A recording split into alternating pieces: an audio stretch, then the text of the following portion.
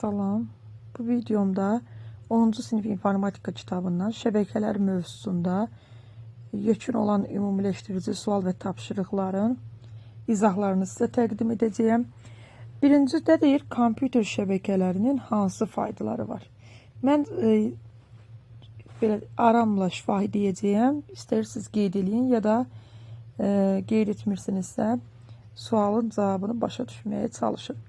Birinci, fərqli kompüterlər arasında məlumat mübadiləsini sürətləndirir. İkinci odur ki, printer, skaner kimi avadanlıqları bir neçə kompüterlə paylaşmağa imkan verir. Sonra istifadəçilər arasında əməkdaşlıq və resurs paylaşımı yaradır. Və bunu da əlavə eləmək olar ki, internetə birgə giriş imkanı verir. Bu onun faydaları. İkinci, internet və dünya hörümçək toru anlayışlarının hansı fərqləri var? İnternetdən gəlin danışaq ki, kompüterlərin və digər cihazların bir-birinə qoşulduğu qlobal şəbəkədir. Dünya hörümçək toru isə, yəni dünya hörümçək toru www-dan söhbət gedir. World Wide Web, internet üzərində işləyən web səhifə və xidmətlər toplusudur. Yəni internet infrastruktur, www isə onun üzərində çalışan xidmətlərdir. Üçüncüyə baxaq. Deyir, hansı qurğu iki müxtəlif növ şəbəkəni bir-birinə bağlayır? Burada yönləndiricidən. Yönləndiricidən bəlkə də yönləndirici deyə sizə tanış gələ bilməz. Router yəqin ki, eşitmişsiniz. Yönləndirici routerdir. Bu daha çox istifadə olunur, yəni bu söz testlərdə. Router müxtəlif şəbəkələri birləşdirən qurğudur. Evdəki lokal şəbəkəni internetə məsələn bağlayan routerdir. Sonra keçək dördüncünün izahına. Simsiz şəbəkələrin üstünlükləri və çatışmazlıqları nədir? Üstünlükləri odur ki, kabelsiz istifadə rahatlığı, mobil və portativlik, quraşdırılması asandır simsizlərin. Yəni bunu istəyirsiniz sizin üçün qeyd edeyim. Dördün üstünlüyü, yəni qısa sözlərdir. Kabelsiz istifadə rahatlığı,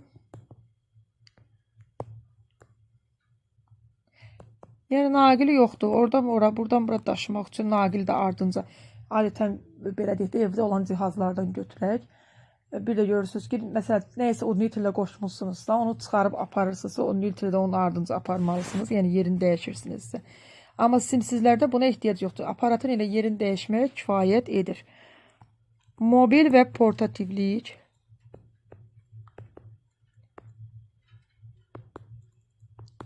Üçüncü, quraşdırılması asandır. Quraşdırılması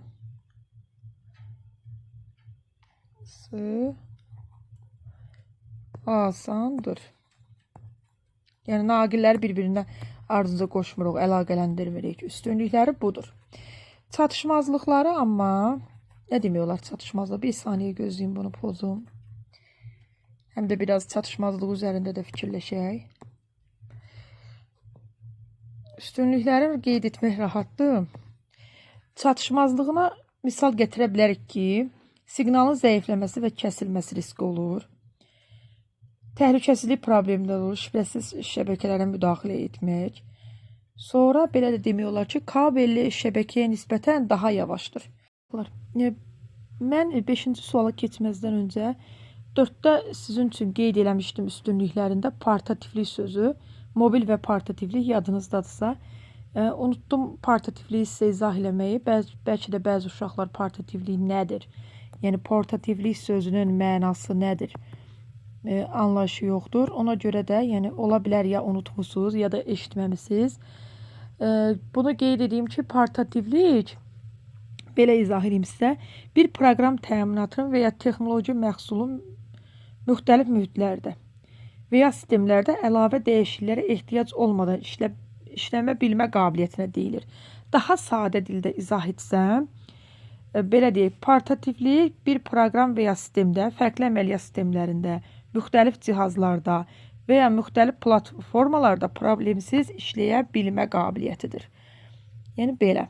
İndi keçək, bütün bu 4-ün hər cür izahını verdim deyəsən sizə, indi keçək 5-ə. 5-də VPN qısaltmasının açılışı nədir və belə şəbəkədən hansı halda istifadə olunur? VPN-in ümumiyyətlə mənası nədir?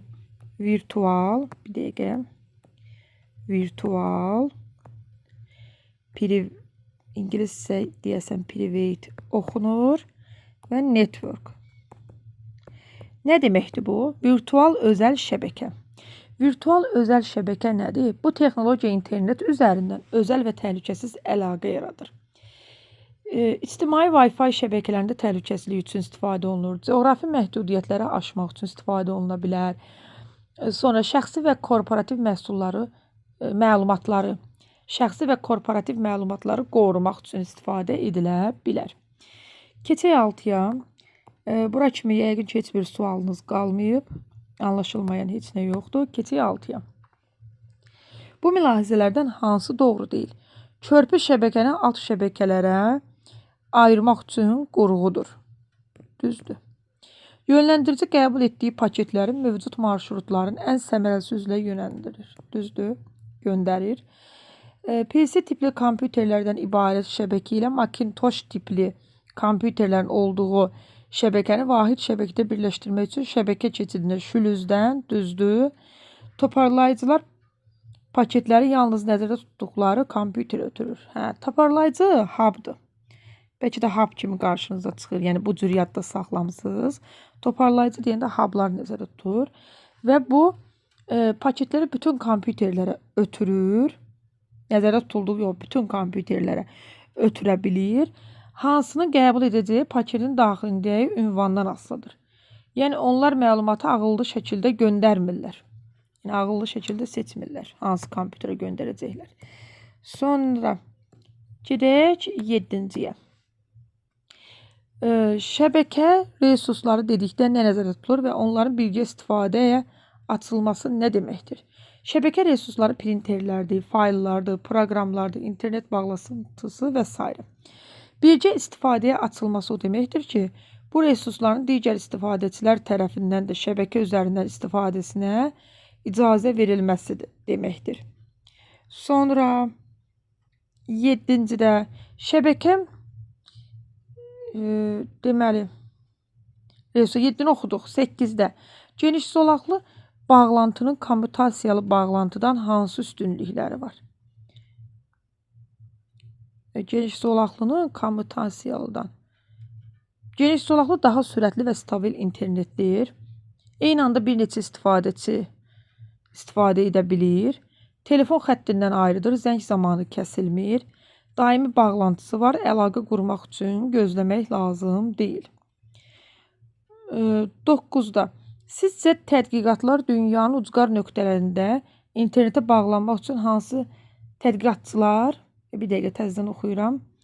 9-da sizcə tədqiqatçılar dünyanın ucqar nöqtələrində internetə bağlanmaq üçün hansı vasitədən istifadə edirlər? Peyk interneti uşaqlar dünyanın istənilən yerində internetə qoşulmanı asanlaşdırır. Yəni ən çox istifadə olunan vasitədir və adətən bu cür yazılır. Yazılışında yazıram. Bu cür yazılışır. Burada peyk internetindən söhbət gedir. Çünki kabelli və ya mobil şəbəkələrin olmadığı yerlərdə peyk siqnalları vasitəsilə internet əldə etmək mümkündür. Keçdik. 9-a. Deyir, siz onu oxudum. Təkrar oxuyuram. 10-da Windows əməliyyat sistemində internet bağlantısının tənzimlənməsi idarəetmə panelinin hansı bölümündə aparılır? Bu 10-da belə yazacağım sözlə. Yəni oxunuşunu deyərəm. Network and Sharing Center. Bu nədir? Şəbəkə və paylaşma mərkəzi adlanır. Bax, bunun mənası, yəni tərcüməsi şəbəkə və paylaşma mərkəzidir. Deməli, Windows əməliyyat sistemində internet bağlantısının tənzimlənməsi idarəetmə panelinin şəbəkə və paylaşma mərkəzi bölməsində aparılır. Buradan şəbəkə bağlantılarını yoxlamaq, yeni bağlantı qurmaq və mövcud əlaqəni tənzimləmək olur. Bu qədər uşaqlar, növbəti səhifələrində vaxt olduqca sizə izahlarını təqdim edəcəyim.